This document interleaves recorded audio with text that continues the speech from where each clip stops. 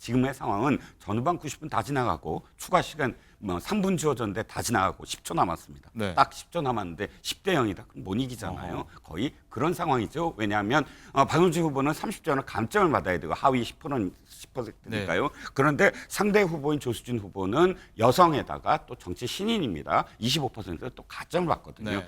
한 번도 정치해보지 않고 검찰총장에서 대통령으로 직행한 분께 졌다는 건 박빙이 아니고 크게 진 거다라고 했고요. 또 여기에 이재명 대표의 강성 지지층에 대해서도 강성 지지층은 확장성이 없다. 강성 지지층은 자신들의 의견 외에는 들을 생각이 없다고 했습니다. 오늘 저는 정치인 정봉주로서 20년 만의 열정적 재도전을 멈추려 합니다. 여러분과 함께 행복했습니다. 하지만 짧았던 행복을 뒤로하고 지금은 진격의 시간입니다. 공천 배제 이후에 이재명 대표님하고 통화하시거나 소통하신 거 있으시면 내용 공유 부탁드리겠습니다. 말씀 안 드리겠습니다. 양문석 후보랑 김우영 후보 둘러싼 논란.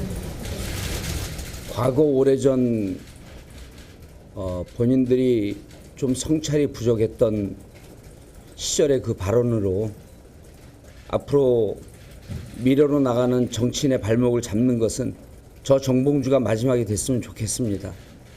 조수진 후보의 건투를 기원하겠습니다.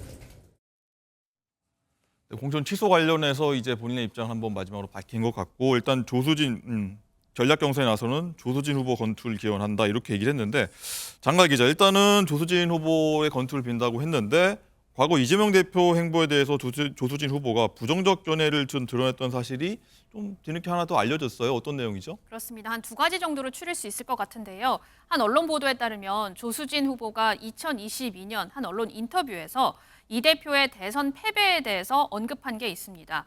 한 번도 정치해보지 않고 검찰총장에서 대통령으로 직행한 분께 졌다는 건 박빙이 아니고 크게 진 거다라고 했고요.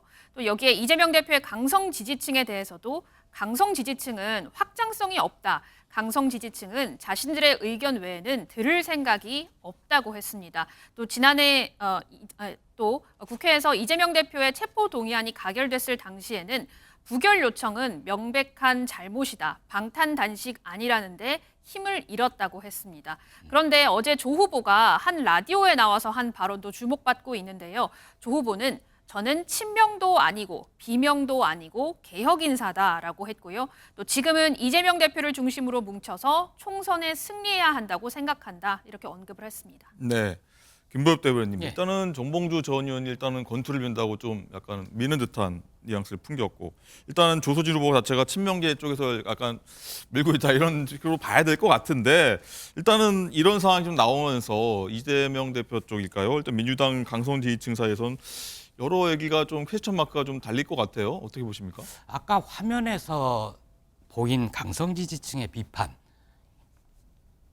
받았다는 조수진 후보죠, 이제. 예. 후보의 발언 중에 저는 뭐가 문제가 되는지 모르겠어요. 이게 도대체 뭐가 문제지? 변호사로서, 개혁 인사로서 어떤 사안에 대해서 논평을 하고 비판을 할 수 있는데 거기에 대해서 견해가 다르면 이게 심각한 문제인가? 반드시 이재명 후보를 칭찬을 하고 이재명 대표죠, 죄송합니다. 네. 이재명 대표를 칭찬만 하고 비판을 하면 안 되는가? 그거는 강성 지지층이 좀 마음을 넓게 쓰셔야 된다. 집권을 하고 집권 여당이 되고 그러려면 날개를 크게 펼쳐야 되지 않습니까? 중심을 분명하게 세우고 생각이 좀 다른 사람들도 손을 잡고 설득하고 토론하고 그래야지 당신은 나랑 생각이 좀 다르네? 당신은 아니야. 이렇게 내치는 건 저는 바람직한 태도가 아니라고 봅니다. 네. 자, 조수진 후보하고 경선에 나서는 박용진 의원 얘기도 한번 해보도록 하겠습니다. 어제 서울 강북을이 아니라 광주에 가서 지지 호소를 했습니다.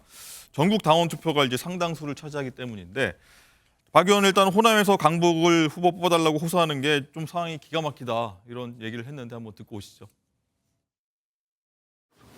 더불어민주당이 서울 강북구 의뢰에 후보를 뽑아달라는 호소를 이렇게 전주에 와서 해야만 하는 이 기막힌 상황입니다.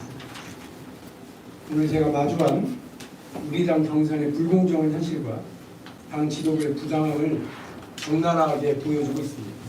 그럼에도 불구하고 제가 강북을 경선을 위해 제 고향 전북에 오면서까지 이 정체를 알 수 없는 룰에 경선에 나선 것은 민주당을 사랑하기 때문입니다. 그리고 당내 경쟁에서도 우리 민주당이 늘 주장해왔던 정치권, 공정이 살아있음을 보여달라고 고향에서 강원도민이 될 때 다시 한번 호소하고 싶었기 때문입니다. 이동훈 실장님, 일단은 오늘 오후에 이제 경선 결과가 발표되지 않습니까? 오후 6시 이후 저녁이 될 것 같은데 전국 당원 투표로 상당수가 70%인가요? 전국 그렇죠. 당원 투표를 일단은 좀 이례적인 상황 같다는 분들이 많이 있는데 네. 축구를 치면 몇 골 내주고 시작하는 건가요? 이 표현 자체가.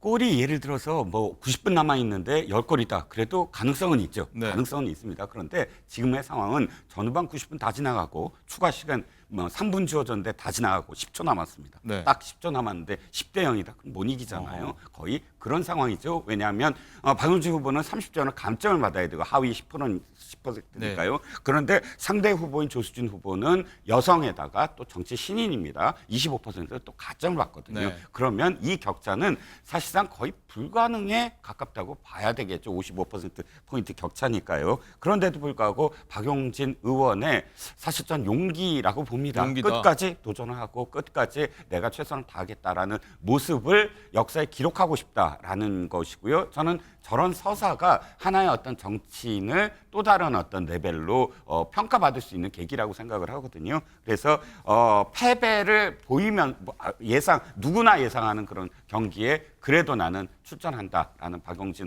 후보의 어떤 입장에 저는 어쨌든 박수를 보내고 싶습니다. 네. 개인적인 생각입니다. 알겠습니다. 그리고 사실 박용진 후보 같은 경우는 이재명 대표가 왜 이렇게 하는지 모르겠다고 계속 비판을 해왔지 않습니까? 근데 김부겸 선대위원장이죠. 이재명 대표가 이번에 박용진 후보 자체에 대해서 조금 기회를 더 주자 이런 식으로 발언을 했다고 하는데 그 얘기도 한번 듣고 오겠습니다. 저는 이제 제일 처음에 보통 이제 경선을 했지만 그 중에서 1등하는 후보가 문제가 생겼을 때는 그냥 2등한테 준 뭐 그런 사례가 전남도 순천 사례도 있고 이래서 예. 뭐 그냥 주면 안 되냐. 예. 이제 이래 했더니 아마 이 대표도 그런 어떤 입장을 표현을 했는데 아마 최고위원들이 그건 일단 경선의 진부는 말하자면 재책이 돼야 된다 뭐 이렇게 이야기를 했던 모양이에요. 이재명 대표도 차점자 주자 그러셨어요? 차점 줄 수 있는 거 아니냐 그랬다고 그러네요. 그 회의에서. 그랬는데 뭐 결과적으로 이렇게 됐으니까 제 생각에는 그럼에도 불구하고 참 이 어려운 룰의 조건에도 불구하고 예. 끝까지 어떤 당을 위해서 자기가 이 경선에 끝까지 참여하겠다 이런 모습을 보면 난 박용진 의원이 정말 대단히 고맙습니다. 네, 김부겸 위원장 얘기를 빌리자면 어쨌든 이재명 대표는 박용진 후보한테 승계를 해주자 이런 얘기를 했다고 합니다. 어쨌든 상황을 한번 더 지켜봐 보도록 하고요.